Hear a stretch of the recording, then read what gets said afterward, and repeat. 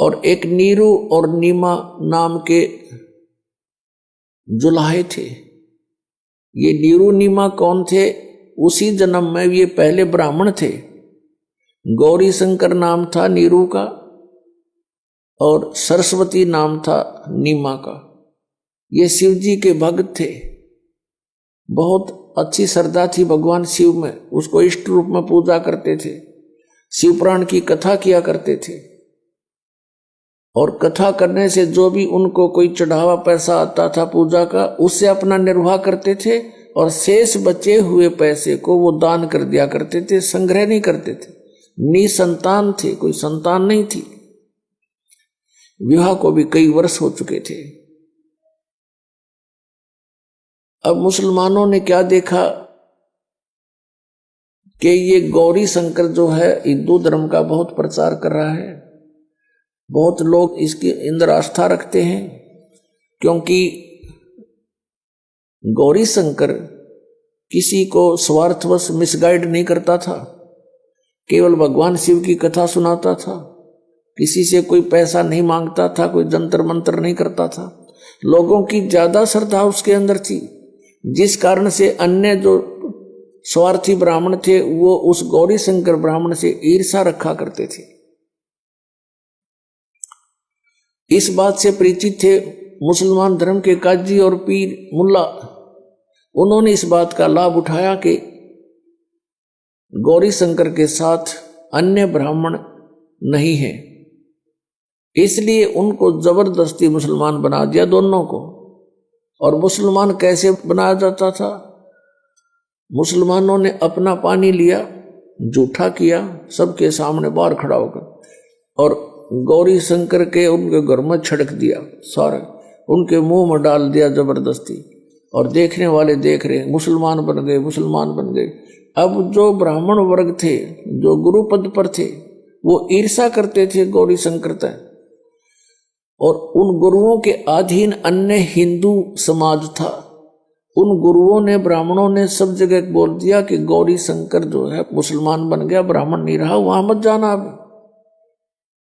और गौरी शंकर को और सरस्वती को गंगा में स्नान करना भी बंद कर दिया, विशेष स्थान पर, घाट पर, जहां सभी स्नान करने जाते थे। और मुसलमानों ने उनका नाम, गौरी शंकर का नाम रख दिया नूर अली, और सरस्वती का नाम रख दिया नियामत। फिर जैसे उसको अपभ्रंश करके बोलते हैं, नूर अली को तो नीरू कहने लगे, नियामत को नीमा, ऐसे बोलने लगे। अब वो गंगा में स्नान नहीं कर सकते थे, और प्रतिदिन स्नान करना उनका अपना एक निजी कर्तव्य था। वो स्नान करके ही अपना कोई साधना किया करते थे। अब भले ही मुसलमान बन गए थे, लेकिन क्रियाएं वो छोड़ नहीं पा रहे थे मन से। और स्नान करने के लिए उन्होंने स्थान देखा, वो लहर तारा तालाब जो काफी दूर है, और उसमें गंगा का जल ही लहरों के द्वारा उछल कर आता था। तो प्रतिदिन दोनों के दोनों वहां स्नान करने लहर तारा तालाब पर जाते थे, वहां स्नान कर आते थे। फिर अपना कोई, जैसे मुसलमान रीति से भी उन्होंने करना पड़ता था, लेकिन अंदर से भगवान शंकर को भूल नहीं रहे थे। जिस दिन यानी ज्येष्ठ सुदी पूर्णमासी को संवत 1455 और सन 1398 को परमात्मा सतलोक से चलकर आए, उनका बहुत सुंदर तेज था, बहुत तेज था। और ऊपर से प्रकाश का गोला सा आता नजर आया, किसको? अष्टानंद ऋषि को, जो स्नान करके उस लहर तारा तालाब में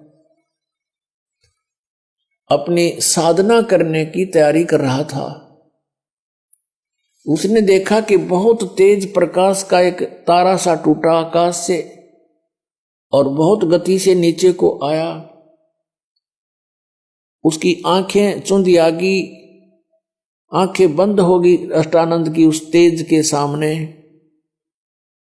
पहले तो प्रकाश का गोला दिखाई देता था, आंखें बंद करी तो क्या देखा कि जैसे उसमें एक शिशु रूप है, बालक का, नवजात शिशु रूप दिखाई दिया।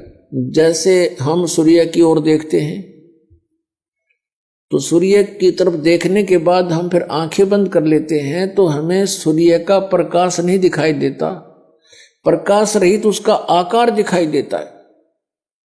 यही दशा उस अष्टानंद ऋषि की हुई जब उसकी आंखें उस नूर को सहन नहीं कर सकी, बंद हुई, तो क्या देखा कि एक शिशु रूप है इसके अंदर। दोबारा आंखें खोली तो क्या देखा कि लहर तारा तालाब में एक कोने में वो प्रकाश सिमट गया, आगे उसको कुछ दिखाई नहीं दिया। अब वो उठकर चल पड़ा अपने गुरु रामानंद जी के पास, ये जानने के लिए कि आज मैंने ये क्या देखा, ये कोई मेरी भक्ति की उपलब्धि है या कोई मुझे भ्रम लगा है। स्वामी रामानंद जी के पास जाकर अष्टानंद जी ने प्रश्न किया कि हे गुरुदेव, आज मैंने एक अनोखा प्रकाश देखा, अद्भुत प्रकाश देखा, ऊपर से जैसे तारा सा टूटता है से नीचे को आया, इतनी गति से आ रहा था कि मैं वर्णन नहीं कर सकता, और मेरी आंखें उसको सहन नहीं कर सकी गुरुदेव। और जो ही मैंने आंखें बंद की तो उसके अंदर एक शिशु रूप दिखाई दिया, बच्चा, नवजात शिशु। और फिर आंखें खोली तो क्या देखा कि वो प्रकाश से एक बार तो पूरे लहर तारा तालाब को उसने चमका दिया और एकदम समाप्त हो गया, जैसे कोने में सिमट गया हो। अब जैसा भी स्वामी रामानंद जी को ज्ञान था, उसने अपने शिष्य का समाधान किया शंका का कि बेटा, उस शिष्य ने पूछा था कि स्वामी जी ये मेरी कोई भक्ति की उपलब्धि है या मुझे कोई भ्रम लगा है। स्वामी रामानंद जी ने बताया कि बेटा, जब अवतार लोग आते हैं ऊपर से किसी लोक से, तो उनकी ऐसी ही स्थिति होती है, तारा सा टूटता है और फिर वो यहां आकर के आपने जो देखा नवजात शिशु, तो वो किसी मां के गर्भ में स्थापित होंगे, वहां से जन्म लेकर के या कोई लीला करेंगे अपनी। अब जैसा ज्ञान था उस महर्षि रामानंद जी ने अपने शिष्य की शंका का समाधान कर दिया और शिष्य संतुष्ट हुआ। अब इनको इतना ही ज्ञान है कि जितने भी अवतार आए हैं, श्री राम, श्री कृष्ण और भी जितने ये 9 और 24 अवतार मानते हैं, सभी मां से ही उत्पन्न हुए हैं। लेकिन वो अवतार जो लहर तारा तालाब पर कमल के फूल पर आया है, वो किसी मां से जन्म नहीं लेता, वो अजन्मा है, वो स्वयंभू है, वो परिभू है, स्वयंभू है। उनका शरीर शुक्रम अकायम ऐसनाविरम, उस परमात्मा का शरीर माता पिता के योग से बनी उन बीज शक्ति से नहीं होता, और उनके शरीर में नाड़ी तंत्र नहीं है। इसलिए यजुर्वेद अध्याय नंबर 40 के मंत्र 8 में कहा है कि सप्रियागात, वो सबसे प्रथम देहधारी और सबसे पहला प्रगट पुरुष है। और शुक्रम अकायम कबीर मनीषी, वो कबीर देव, कबीर विद्वान, सर्वज्ञ, मनीषी माने सर्वज्ञ और कबीर माने कबीर देव, वो कबीर देव कबीर साहब सर्वज्ञ है। और शुक्रम अकायम असनाविरम अवर्णम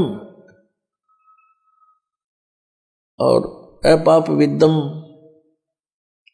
स्वयंभू परिभू। अब यहां पर ये जो निराकार मानने वाले हैं अज्ञान आधार से, इस यजुर्वेद अध्याय नंबर 40 के मंत्र 8 के केवल इस वर्ड को साथ ले लेते हैं अकायम, कि वो काया रहित है, उसकी काया नहीं है। ऐसनाविरम, अभी न कोई पूछने वाला हो ऐसनाविरम कहने की जरूरत क्या थी, एक अकायम शब्द लिख दिया बस सफिशिएंट था। अगर भगवान निराकार है, काया रहित है, अकायम शब्द ही पर्याप्त था। इसमें स्पष्ट किया है कि शुक्रम अकायम, शुक्र माने शक्ति, बीज शक्ति पुरुष की, कहते मां के संयोग से शुक्र से बनी हुई उसकी काया नहीं है। अब वो स्वयंभू क्यों बोला? स्वयंभू, स्वयं प्रकट होने वाला, और परिभू सबसे प्रथम प्रकट पुरुष परमात्मा, सबसे पहला वर्तमान। तो यहां पर असनाविरम का अर्थ इसलिए है कि उस मालिक का शरीर है लेकिन उसमें नाड़ी तंत्र नहीं है, वो एक तत्व से बना हुआ है। तो इस प्रकार हमने परमात्मा को